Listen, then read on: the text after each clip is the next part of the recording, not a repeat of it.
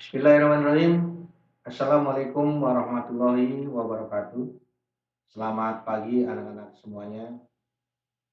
Jumpa kembali dengan saya Sarwanto di channel Sarwanto 279. Mudah-mudahan kalian semuanya dalam keadaan sehat walafiat.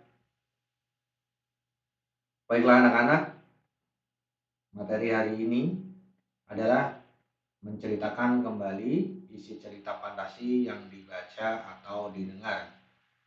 Ini masih lanjutan pertemuan kemarin, yaitu mengidentifikasi unsur cerita fantasi.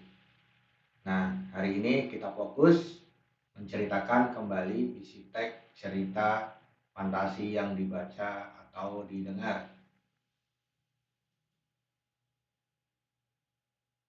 Tujuan pembelajaran hari ini agar siswa dapat menyimpulkan urutan cerita fantasi.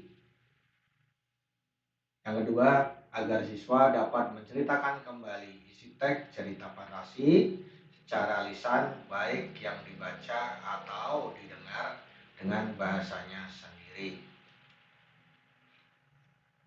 Menceritakan kembali secara berantai isi teks.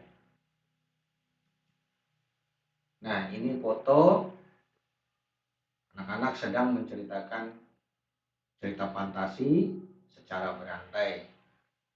Nah, inilah contohnya, ini bergantian ya. Kalau cerita fantasi bergantian antara satu dengan yang lain.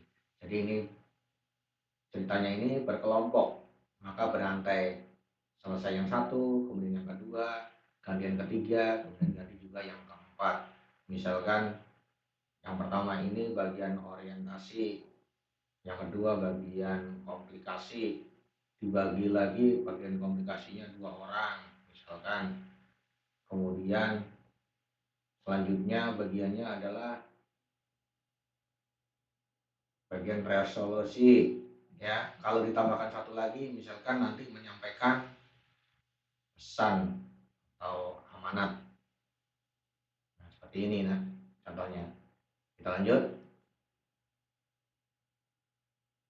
Cara bercerita yang baik. Jadi perlu perhatikan langkah-langkah cerita yang baik.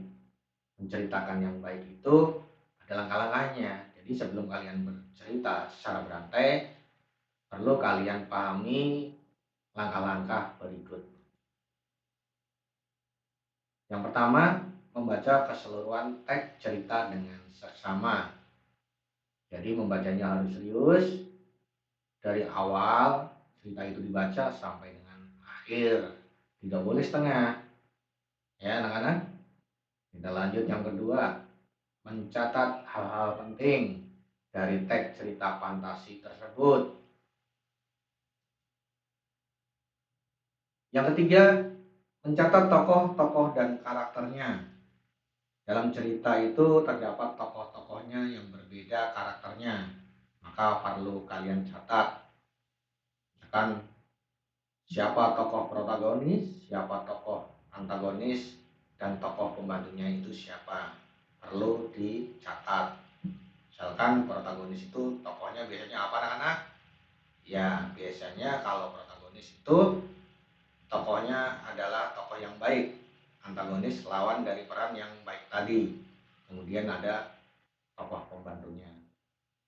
Kemudian yang keempat, mencatat latarnya. Latar tempat, latar suasana, dan latar waktu. Ya, latar tempat misalkan tempatnya itu ada di hutan atau ada di desa atau yang lainnya. Kemudian suasananya itu misalkan menegangkan, misalkan itu hanya sebagai contoh. Kemudian kita lihat di latar waktunya. Kalau latar waktu itu biasanya kan pagi, siang, sore, dan malam. Kita lanjut yang kelima, mencatat alurnya. Apa sih Pak alur itu? Nah, alur tentunya kalian sudah pernah dengar. Alur adalah rangkaian peristiwa atau jalannya cerita ya, atau yang disebut dengan plot. Kemudian yang keenam, memperhatikan gestur atau yang disebut juga dengan gerak tubuh.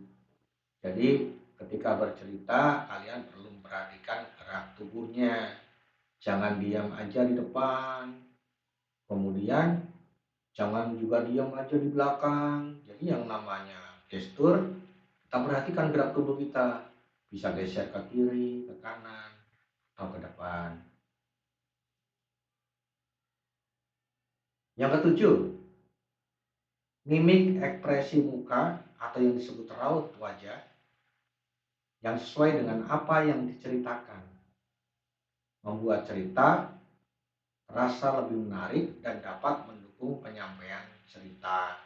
Jadi, mimiknya juga perlu kalian pahami karena ekspresi itu sangat penting. Ketika misalkan kita ekspresinya itu senang gembira, berarti kita juga harus ekspresi kita ceria. Kalau misalkan ceritanya itu sedih, ya kita perlihatkan ekspresi kita sedih. Itulah mimik ya. Perlu juga mimik diperhatikan. Kemudian yang kedelapan, memperhatikan intonasi, irama, artikulasi, dan lafal.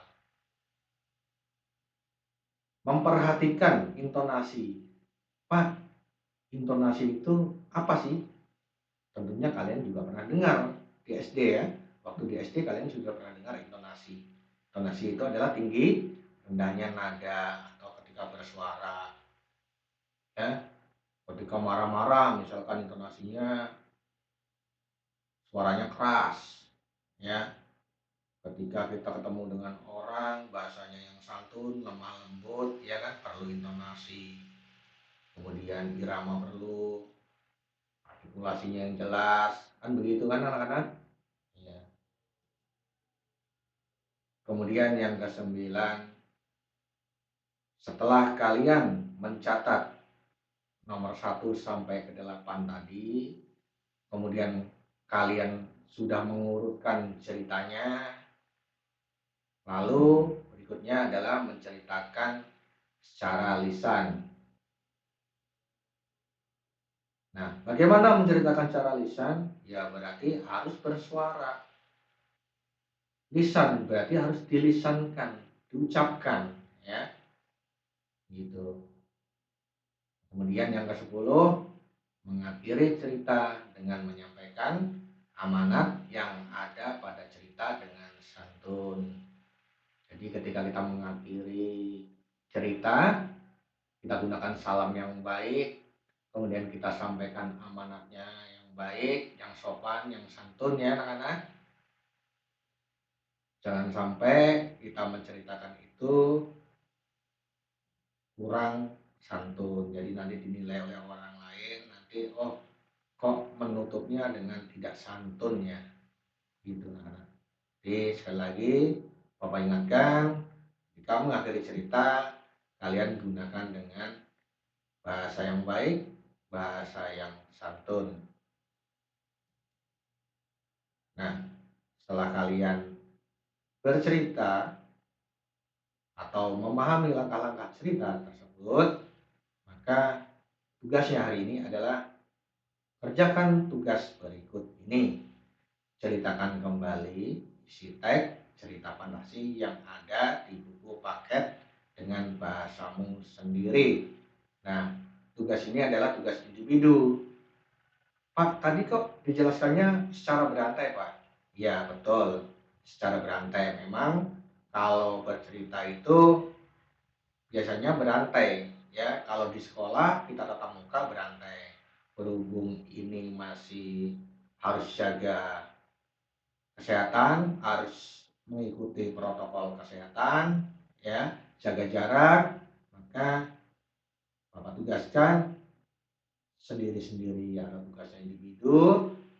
Kalian menceritakan cerita yang ada di buku paket kalian, itu banyak sekali cerita fantasinya. Bisa kalian ambil salah satu, kemudian kamu pelajari, kamu pahami, kemudian kamu ceritakan dengan baik. Kemudian juga sampaikan pesannya, tutup ceritanya dengan bahasa yang santun. Ya, terima kasih anak-anakku semuanya telah menyaksikan video Bapak ini. Kita akan lanjutkan di materi berikutnya, di pertemuan berikutnya, yaitu menelaah struktur dan bahasa cerita fantasi. Cukup sekian, mohon maaf bila penjelasan Bapak ini kurang memahami atau mungkin ada kesalahan dalam Bapak berucap. Bapak mohon maaf yang sebesar-besarnya. Billahi taufiq wal hidayah. Wassalamualaikum warahmatullahi wabarakatuh.